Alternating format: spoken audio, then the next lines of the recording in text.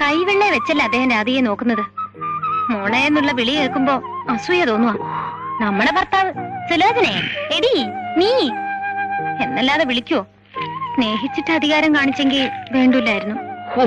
എന്റെ പൊന്നു സുലോചന, ആദ്യം നീ എന്റെ കൈവെള്ളയിലോട്ടൊന്ന് കേറി ഇരിക്കെ. നിന്നെ പൊന്നു പോലെ ഞാൻ നോക്കിത്തരാം. എന്ത് പറഞ്ഞാലും മറുപടി ഉണ്ട്. കുട്ടികൾ ഉറങ്ങിയോ? ഉറങ്ങി.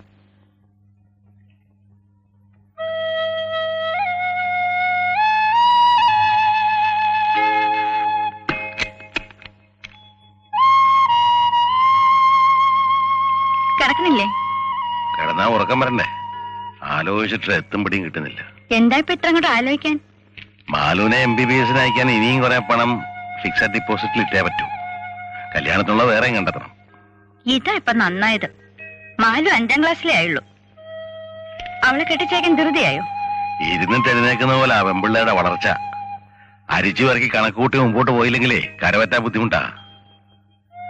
ഇളയവക്ക് വേണ്ടി എടുത്ത ഇന്ദിരാ വികാസ് പത്ര 3 കൊല്ലോടെ കഴിയുമ്പോ ഇരട്ടിയാകും. ആ തുക അതിൽ തന്നെ ഇൻവെസ്റ്റ് ചെയ്യുന്നത് ആ ബുദ്ധി.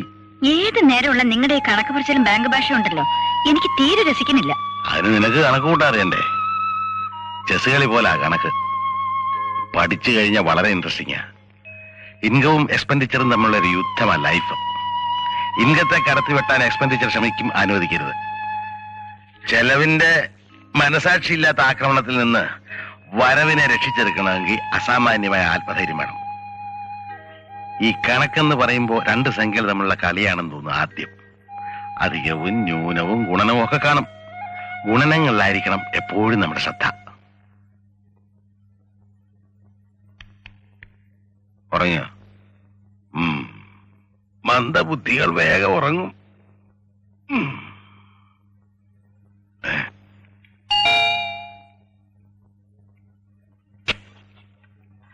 നല്ല കടുപ്പത്തിലൊരു ചായ. അതിന് ശബ്ദത്തിൽ എന്തിനാ ഇത്ര കടുപ്പം? കുറച്ച് സംസാരം, കൂടുതൽ പ്രവൃത്തി. പോയി ചായ എടുക്ക്.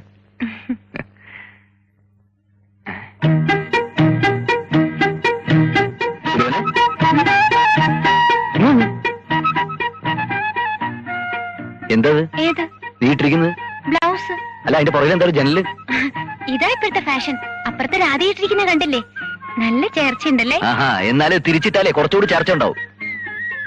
എന്നാ തിരിച്ചിടാം.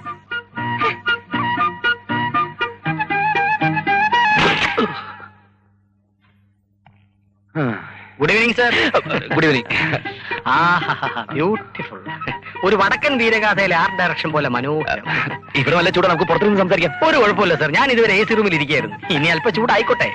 വെറുതെ കയറിയതാണോ? അയ്യയ്യേ, വെറുതെ വലിച്ചു കയറി വന്ന ആളുകളെ ഡിസ്റ്റർബ് ചെയ്യുന്ന സ്വഭാവം ചാണ്ടിക്കുഞ്ഞിനില്ല സർ. ഞാൻ സാറിനെ കാണാൻ തന്നെ വന്നത്. ഇയാൾ പോകുന്നില്ലല്ലോ. സുലോചന ബ്ലൗസ് തിരിച്ചിട്ടുണ്ട്, ഇറങ്ങി വരുവോ? ചായയും കൂൾ ഡ്രിങ്ക്സ് ഒന്നും വേണ്ട. അല്ല, വന്ന കാര്യം പറഞ്ഞില്ലേ? പറയാം.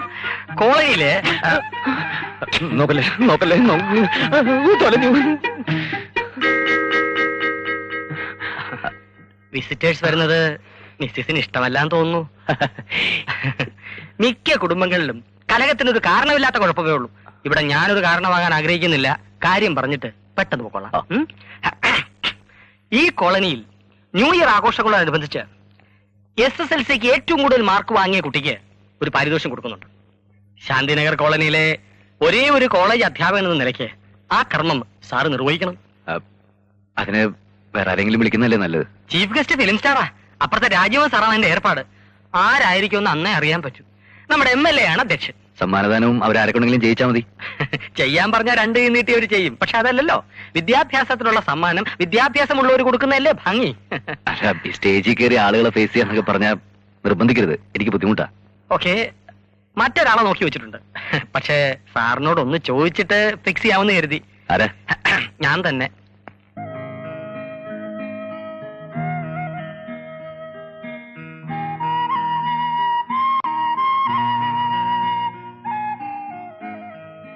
ആ വേഷം വൃത്തികേടായതുകൊണ്ടല്ലേ വേണ്ടെന്ന് പറഞ്ഞത്.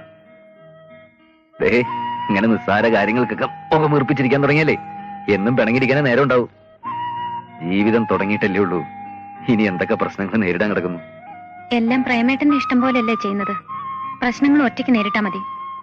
എന്ന് പറഞ്ഞാൽ എങ്ങനെ? സുഖവും ദുഃഖവും ഒക്കെ നമ്മൾ ഒരുമിച്ചല്ലേ പങ്കിടേണ്ടത്? വേണ്ട.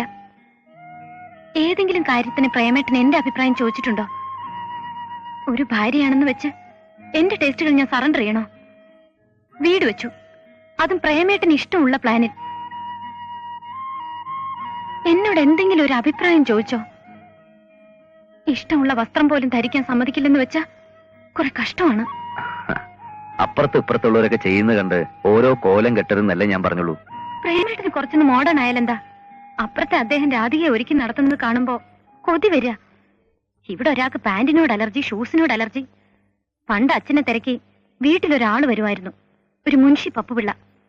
വേഷവും പടുതിയും കാണുമ്പോ എനിക്ക് അയാളെ ഓർമ്മ വരുന്നത്. ഓ, പപ്പുള്ളയോ പരമുള്ളയോ ആര് വേണമെങ്കിലും ആയിക്കോട്ടെ, വെട്ടാൻ വരുന്ന പോത്തിനോട് വേദം ഉപദേശിച്ചിട്ടൊന്നും കാര്യമില്ല. പണ്ടറങ്ങി പാന്റ് ഇടാത്തിന്റെ കുറവുള്ളൂ.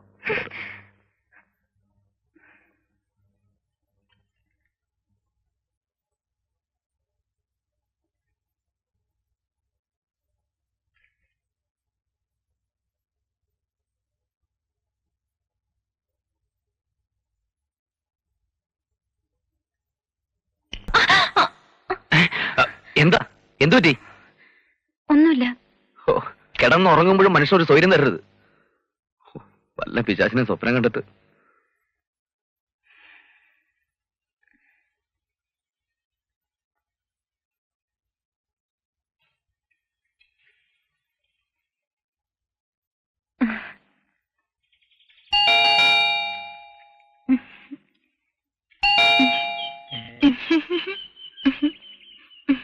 വേണ്ട രത്ന, വേണ്ട. വരുന്നുണ്ട്, നേരെ നില്ല്. എന്താ? മാഡം ഒരു സർവന്റിന്റെ കാര്യം പറഞ്ഞിരുന്നല്ലോ, ഇപ്പോഴാണ് ഒത്തു കിട്ടിയത്. വൈകിട്ട് 5 മണി വരെ ഓക്കെ. Salary 200 rupees. എന്താ പേര്? ശാരദ. ബയോഡാറ്റ വലിയ കുഴപ്പമൊന്നുമില്ല. ഇവളുടെ ഭർത്താവ് വേറൊരുത്തിയുടെ കൂടെ പോയി, ഇവളും വിട്ടുകൊടുത്തില്ല. ആളിങ്ങനെ ഇരിക്കെങ്കിലും ഭയങ്കര വാശിക്കാരിയാ. ഇവള് മറ്റോളുടെ ഭർത്താവിനെ സംഘടിപ്പിച്ചുകൊണ്ട് പോന്നു. ഒരു മ്യൂച്വൽ ട്രാൻസ്ഫറിങ്. ഭയങ്കര നല്ലപോലെ വായിക്കും. ആഴ്ചയിൽ 4 ദിവസം പറ തുടയ്ക്കാം. സാധനങ്ങൾ മേടിക്കാൻ കടയിൽ പോണെന്ന് പറയരുത്. TV സിനിമയുള്ള ദിവസം താമസിച്ചു പോയാൽ മതി. ആ, എന്നാൽ ഇടത് കാലം വെച്ച് കയറി. ആ, പ്രേമേട്ടനോടൊന്ന് ചോദിക്കട്ടെ. ഈ സർവന്റിന്റെ പോസ്റ്റിംഗ് ഒക്കെ പെണ്ണുങ്ങളുടെ വകുപ്പല്ലേ? ഇതിലേക്കൊക്കെ എന്തിനാണ് ആണുങ്ങൾ വലിച്ചേക്കുന്നത് അല്ലേ ശാരദ?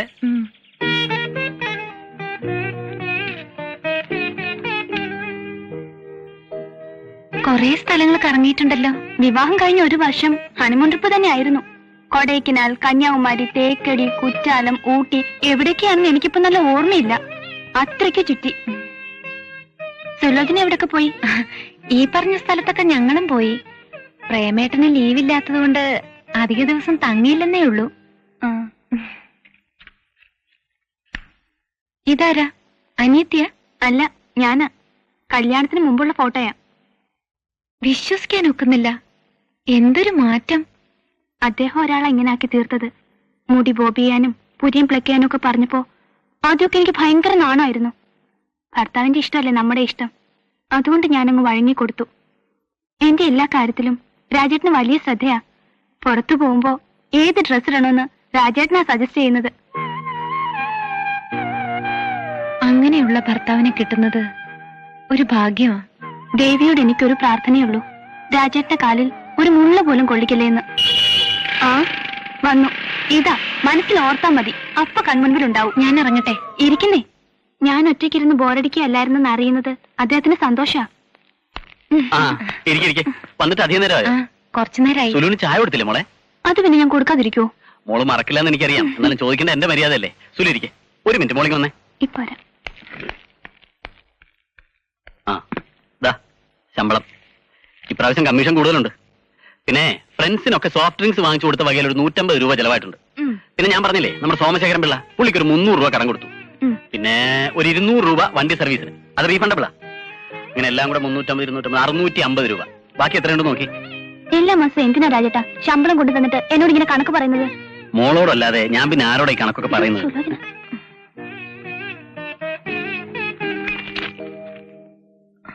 ഞാൻ ഇറങ്ങട്ടെ. പകലൊക്കെ മോളിവിടെ ഒറ്റയ്ക്കാണ്. സമയം കിട്ടുമ്പോഴൊക്കെ സുലു വരണം.